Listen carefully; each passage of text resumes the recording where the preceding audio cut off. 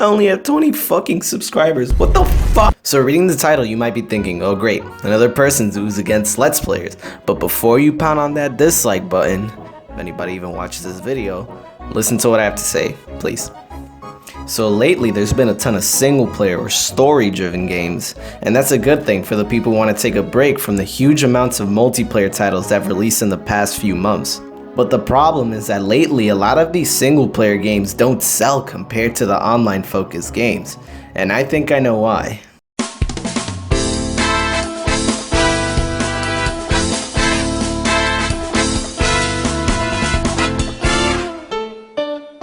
Before you get mad, trust me, I love YouTube, but it has its downsides.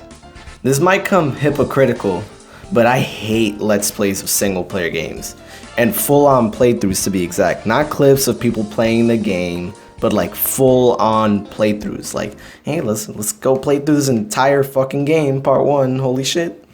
Because these full-on playthroughs are up on YouTube for anyone to watch for free, a lot of people get turned off from buying the game, since what's the whole point of buying the game for $60 when you could just watch someone play it? Or so people think. This is sometimes the case of Resident Evil 7, with many of my friends ignoring the game and watching someone play it through YouTube instead. Many of you might be like, well Andy, most people that watch the videos aren't interested in the game enough to spend $60 on it. But that's not true. I've seen people watch a ton of videos on theories and story elements explained on the game. So how is that not interest in the game? Well Andy, we are interested in the game's story, but not the game as a whole. Okay, but isn't the majority of the reason to buy a story-driven game for the story? Oh shit man, you got a fucking point. Even though story-driven games could be in hot water right now, it's not completely the consumer's fault, which brings up my second point.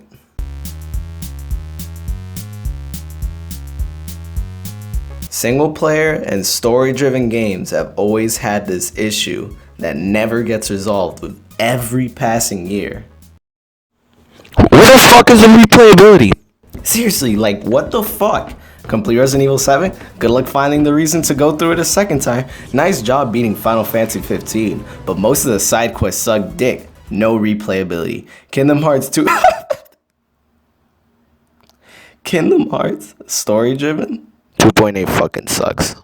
In fact, some people have only been buying games that they know are gonna last. Overwatch, 2K, GTA. This is because people want to make their $60 feel completely worth it. Captivating stories or a game that goes against the norm is too risky with people's money, and some people like to spend their money safely because taking risks with your money sucks if it ends up being disappointing.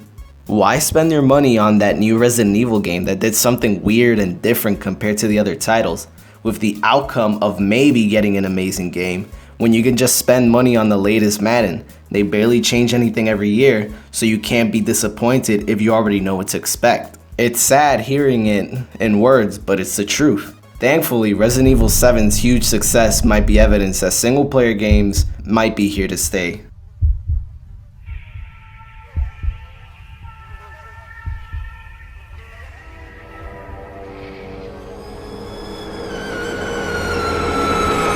Go tell Andrew Rhodey.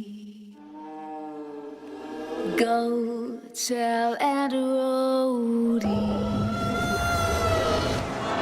Go tell Andrew Rhodey that everybody's